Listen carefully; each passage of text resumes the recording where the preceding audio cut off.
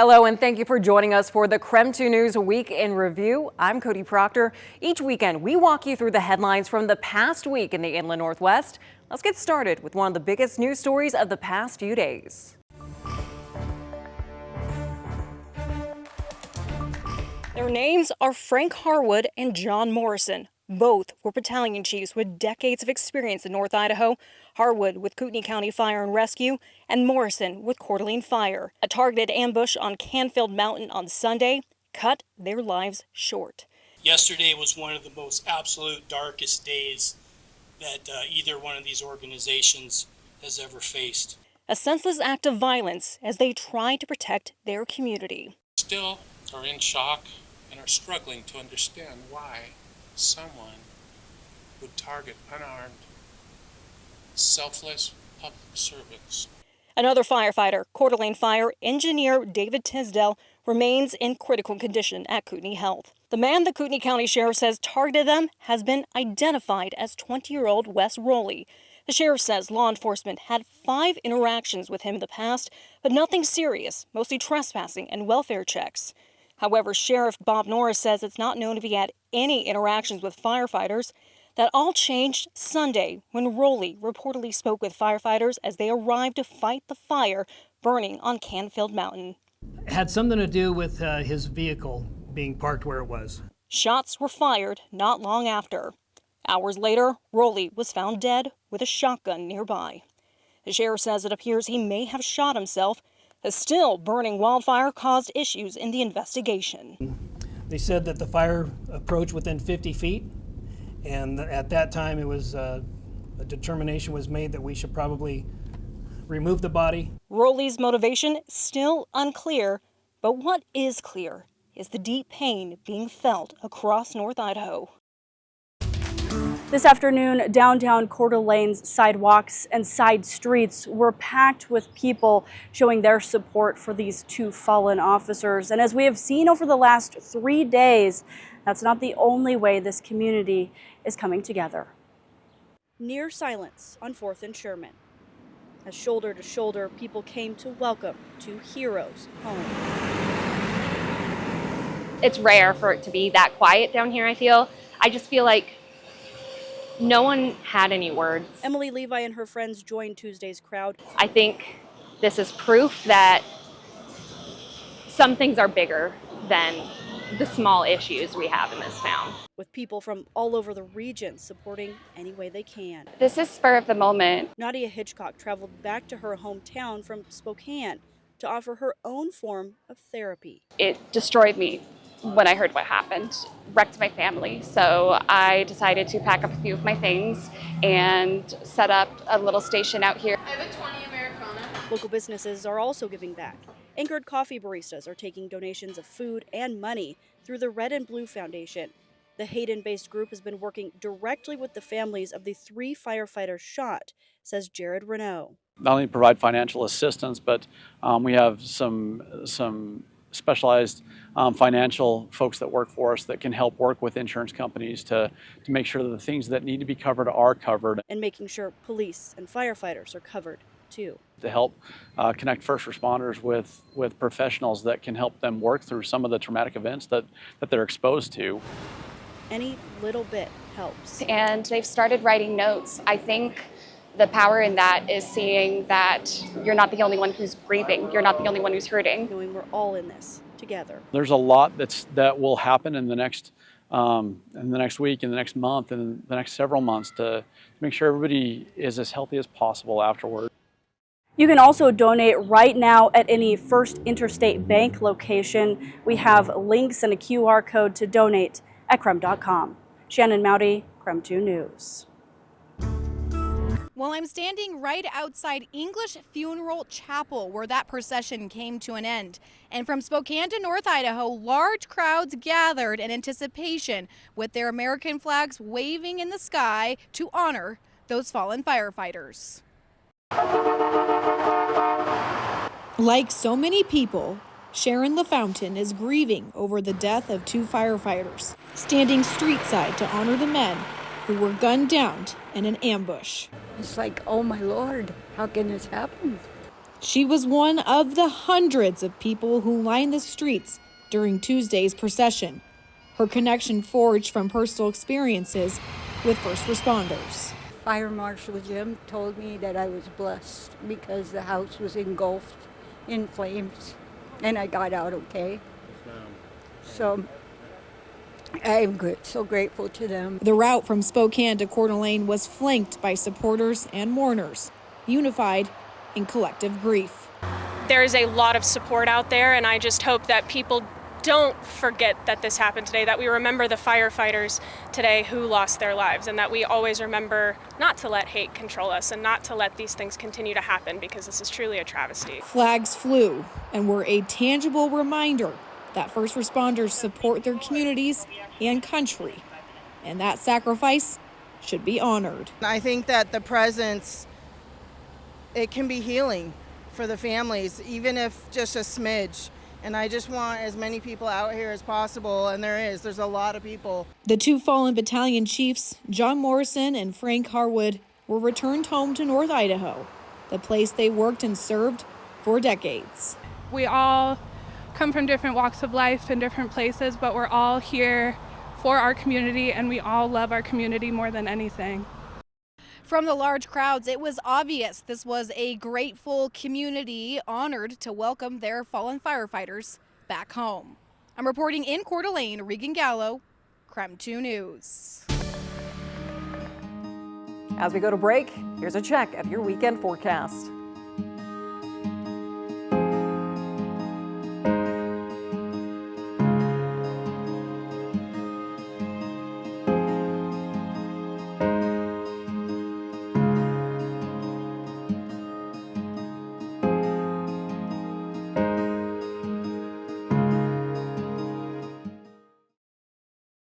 Welcome back to the KREM 2 News Week in Review. It's been a busy week across the inland Northwest, and we want to help catch you up on some stories you might have missed.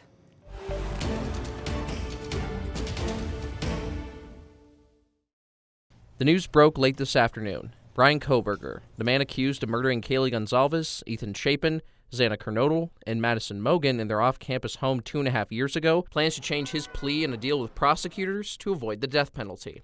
This plea deal also has Kohberger waiving the right to appeal. The prosecution's been seeking the death penalty since 2023. Tonight, we spoke with former Idaho Attorney General David Leroy for analysis on the reported deal. Now that he is going to plead guilty, re-entering society is forever foreclosed, given the dreadful nature of these murders and the risk that he would propose to society were he to re-enter. This is a good result in a hard case. And the only possible outcome other than proceeding forward on a death penalty matter. While Leroy says it's likely a judge will sign off on the deal, former King County Superior Court Judge Timothy Bradshaw says this judge can deny it. If the judge does not conclude those things, that it is not voluntary, that it's a product of some sort of coercion, then yeah, the judge can reject it. The judge has an affirmative duty to make that determination. The family of one of the 4 victims, Kaylee Gonzalez, released a strong statement on this update, clearly unhappy with how the case has been handled. It reads in part, quote, "After more than 2 years, this is how it concludes, with a secretive deal and a hurried effort to close the case without any input from the victims' families on the plea's details. Our family is frustrated right now, and that will subside, and we will come together as always and deal with the reality that we face moving forward." The look on the faces, the hugs, the tears, those are the things that struck me. And late in the afternoon, we got our hands on a chilling document signed by Kohberger himself, outlining what he did. This was about as matter-of-fact as it gets inside the Ada County Courthouse. Are you pleading guilty because you are guilty? Yes. Bryan Kohberger, no longer an alleged killer. Wednesday's hearing started under unique circumstances. The judge gave a charged admonishment for people he said waged a campaign of calls and emails urging him to reject the deal. It's also highly inappropriate. A court is not supposed to, and this court will never, take into account public sentiment in making an opinion regarding its judicial decisions in cases. He accepted the agreement, which calls for a life sentence and no death penalty. Kohberger cannot appeal. Did you on November 13th, 2022, in Latah County, state of Idaho, kill and murder Madison Mogen, a human being? Yes. Kill and murder Kaylee Gonzalez, a human being? Yes. Kill and murder Xana Kernodle, a human being? Yes. Did you kill and murder Ethan Chapin, a human being? Yes. Hearing Kohberger say it is one thing, but to see it is another. In a document just obtained, he admitted to willful, unlawful, deliberate, with premeditation, and with malice aforethought, killing and murder. It was hand-signed by Kohberger himself. In another rare move, the prosecutor revealed the state's trial evidence, cell phone records, surveillance footage of Kohberger's car circling the student's home over and over minutes before the killings, and evidence linking blood at the scene to DNA on a piece of garbage at Kohberger's parents' house. Mr. Kohberger entered the residence at 1122 King Road in Moscow, Idaho. He did that with the intent to kill. We will not represent that he intended to commit all of the murders that he did that night, but we know that that is what resulted. Now, the full extent of those details may never be known. And to that point, that's one of the things so many people have been talking about. We may never fully know the extent of what happened or why. In Boise, Jim Nelson, King 5 News. In the months leading up to today, we barely heard Bryan Kohberger utter a word. But today, the words he said hit hard. Guilty to 4 counts of first-degree murder. And yes, it was premeditated and willful. Still, even with him potentially getting 4 consecutive life sentences, some victims' families say it's not enough. Nearly 1,000 days after their deaths, the family of Kaylee Gonzalez is fuming. Outraged there will be no trial, no death penalty. Defiant as they arrived at the courthouse hand in hand. Is this justice? No. No. No. We're going. Are you guys Keep going to be going. in the courtroom today? Keep going. Some of us will. Okay. All ready? Steve Gonzalez protesting by refusing to go inside. The Gonzalez family wanted prosecutors to amend the deal, requiring Kohberger give a full confession and the location of the murder weapon. That didn't happen. In contrast, Maddie Mogen's family is glad this part of the legal process may soon be over. Her mom and stepdad, Karen and Scott Laramie, support the plea deal, expressing gratitude for the many people they say put the victims first, including the prosecuting attorneys. Thank you for all your dedicated, diligent, and tireless commitment to justice and the successful outcome reached today. We support the plea agreement 100%. While we know there are some who do not support it, we ask that they respect our belief that this is the best outcome possible for the victims, their families, and the state of Idaho. In solidarity with the plea decision, the Chapin family, Jim and Stacy Chapin, along with Ethan's siblings, Maisie and Hunter, were also in the courtroom today. Did you kill and murder Ethan Chapin, a human being? Yes. Emotional as they heard the man who killed their son finally admit out loud he did it. It was painful to watch the agony of the parents and the siblings in the courtroom, having to hear the details of how their loved ones lost their lives. But at least now it appears the person responsible will spend the rest of his life paying for it.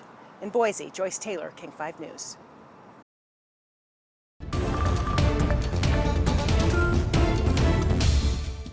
Hello, I'm Cody Proctor. Thank you for joining us here on KREM 2 News. You're watching the Week in Review, where we bring you some of the biggest news stories of the past week.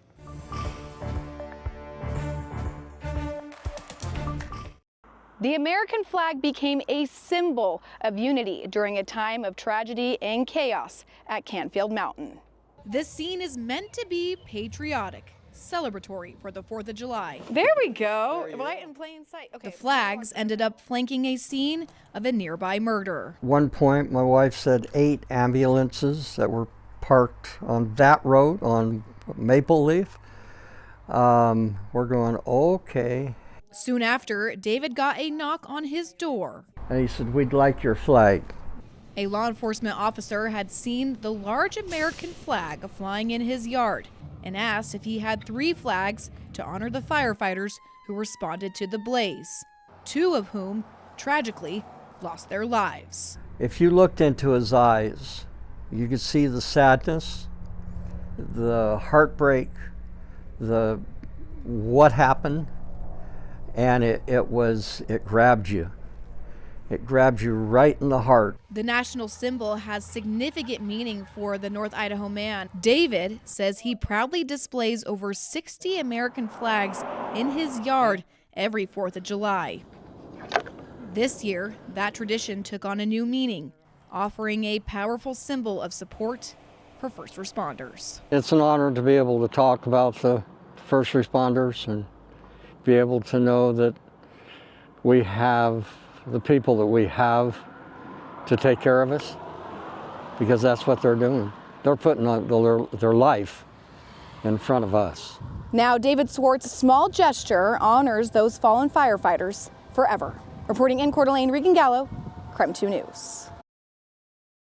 Welcome back. Before we wrap up this edition of the KREM 2 News Week in Review, we want to remind you that you can get the latest newscasts and weather forecasts anytime on KREM 2 Plus. It is free to watch and download for Roku, Amazon Fire, and Apple TV.